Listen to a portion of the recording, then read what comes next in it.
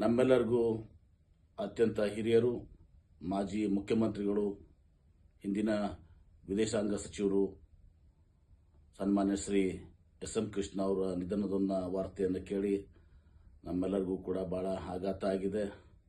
ಅವರ ಒಂದು ಕೊಡುಗೆ ಕರ್ನಾಟಕ ರಾಜ್ಯಕ್ಕೆ ಅಪಾರವಾಗಿದೆ, ದೇಶಕ್ಕೂ ಕೂಡ ಅಪಾರವಾಗಿದೆ. ಕಾಂಗ್ರೆಸ್ ಪಕ್ಷಕ್ಕೂ ಕೂಡ ಬಹಳ ದೊಡ್ಡ ಸೇವೆಯನ್ನು ಮಾಡಿದ್ದಾರೆ. ಅವರ ಒಂದು ಕನಸು ಬೆಂಗಳೂರು ನಗರವನ್ನು ಅಂತಾರಾಷ್ಟ್ರೀಯ ನಗರವನ್ನಾಗಿ ಮಾಡಬೇಕು ಅಂಥೇಳಿ ಏನು ಕನಸನ್ನು ಹೊತ್ತಿ ಕೆಲಸ ಮಾಡಿದರು. ಬಹುಶಃ ಇಂದಿನ ಬೆಂಗಳೂರು ನಗರದ ಒಂದೇನು ಪ್ರಾಪಂಚಿಕ ನಗರ ಆಗಿದೆ, ಗ್ಲೋಬಲ್ ಸಿಟಿ ಆಗಿದೆ. ಅದಕ್ಕೆ ಅವರ ಕೊಡುಗೆ ಅಪಾರ ಅಂಥೇಳಿ ಸಂದರ್ಭ ಭಾವಿಸ್ತೇನೆ.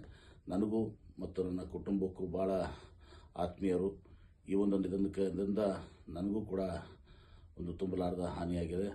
ಈ ಸಂದರ್ಭದಲ್ಲಿ ನಾನು ಅವರ ಧರ್ಮಪತ್ನಿ, ಅವರ ಮಕ್ಕಳಿಗೆ ಈ ಒಂದು ದುಃಖವನ್ನು ಭರಿಸುವಂಥ ಶಕ್ತಿಯನ್ನು ನೀಡಲಿ, ಅವರ ಆತ್ಮಕ್ಕೆ ದೇವರು ಚಿರಶಾಂತಿಯನ್ನು ನೀಡಲಿ ಅಂತ ಹೇಳಿ ಪ್ರಾರ್ಥಿಸ್ತೇನೆ. ನಮ್ಮೆಲ್ಲರಿಗೂ ಅತ್ಯಂತ ಹಿರಿಯರು, ಮಾಜಿ ಮುಖ್ಯಮಂತ್ರಿಗಳು, ಹಿಂದಿನ ವಿದೇಶಾಂಗ ಸಚಿವರು ಸನ್ಮಾನ್ಯ ಶ್ರೀ ಎಸ್.ಎಂ. ಕೃಷ್ಣ ಅವರ ನಿಧನದ ವಾರ್ತೆಯನ್ನು ಕೇಳಿ ನಮ್ಮೆಲ್ಲರಿಗೂ ಕೂಡ ಬಹಳ ಆಘಾತ ಆಗಿದೆ. ಅವರ ಒಂದು ಕೊಡುಗೆ ಕರ್ನಾಟಕ ರಾಜ್ಯಕ್ಕೆ ಅಪಾರವಾಗಿದೆ, ದೇಶಕ್ಕೂ ಕೂಡ ಅಪಾರವಾಗಿದೆ. ಕಾಂಗ್ರೆಸ್ ಪಕ್ಷಕ್ಕೂ ಕೂಡ ಬಹಳ ದೊಡ್ಡ ಸೇವೆಯನ್ನು ಮಾಡಿದ್ದಾರೆ. ಅವರ ಒಂದು ಕನಸು ಬೆಂಗಳೂರು ನಗರವನ್ನು ಅಂತಾರಾಷ್ಟ್ರೀಯ ನಗರವನ್ನಾಗಿ ಮಾಡಬೇಕು ಅಂಥೇಳಿ ಏನು ಕನಸನ್ನು ಹೊತ್ತಿ ಕೆಲಸ ಮಾಡಿದರು. ಬಹುಶಃ ಇಂದಿನ ಬೆಂಗಳೂರು ನಗರದ ಒಂದೇನು ಪ್ರಾಪಂಚಿಕ ನಗರ ಆಗಿದೆ, ಗ್ಲೋಬಲ್ ಸಿಟಿ ಆಗಿದೆ. ಅದಕ್ಕೆ ಅವರ ಕೊಡುಗೆ ಅಪಾರ ಅಂಥೇಳಿ ಸಂದರ್ಭ ಭಾವಿಸ್ತೇನೆ.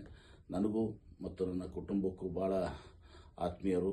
ಈ ಒಂದು ನಿಧನದಿಂದ ನನಗೂ ಕೂಡ ಒಂದು ತುಂಬಲಾರದ ಹಾನಿಯಾಗಿದೆ. ಈ ಸಂದರ್ಭದಲ್ಲಿ ನಾನು ಅವರ ಧರ್ಮಪತ್ನಿ, ಅವರ ಮಕ್ಕಳಿಗೆ ಈ ಒಂದು ದುಃಖವನ್ನು ಭರಿಸುವಂಥ ಶಕ್ತಿಯನ್ನು ನೀಡಲಿ, ಅವರ ಆತ್ಮಕ್ಕೆ ದೇವರು ಚಿರಶಾಂತಿಯನ್ನು ನೀಡಲಿ ಅಂತ ಹೇಳಿ ಪ್ರಾರ್ಥಿಸ್ತೇನೆ. ನಮ್ಮೆಲ್ಲರಿಗೂ ಅತ್ಯಂತ ಹಿರಿಯರು, ಮಾಜಿ ಮುಖ್ಯಮಂತ್ರಿಗಳು, ಹಿಂದಿನ ವಿದೇಶಾಂಗ ಸಚಿವರು ಸನ್ಮಾನ್ಯ ಶ್ರೀ ಎಸ್.ಎಂ. ಕೃಷ್ಣ ಅವರ ನಿಧನದ ವಾರ್ತೆಯನ್ನು ಕೇಳಿ ನಮ್ಮೆಲ್ಲರಿಗೂ ಕೂಡ ಬಹಳ ಆಘಾತ ಆಗಿದೆ. ಅವರ ಒಂದು ಕೊಡುಗೆ ಕರ್ನಾಟಕ ರಾಜ್ಯಕ್ಕೆ ಅಪಾರವಾಗಿದೆ, ದೇಶಕ್ಕೂ ಕೂಡ ಅಪಾರವಾಗಿದೆ. ಕಾಂಗ್ರೆಸ್ ಪಕ್ಷಕ್ಕೂ ಕೂಡ ಬಹಳ ದೊಡ್ಡ ಸೇವೆಯನ್ನು ಮಾಡಿದ್ದಾರೆ.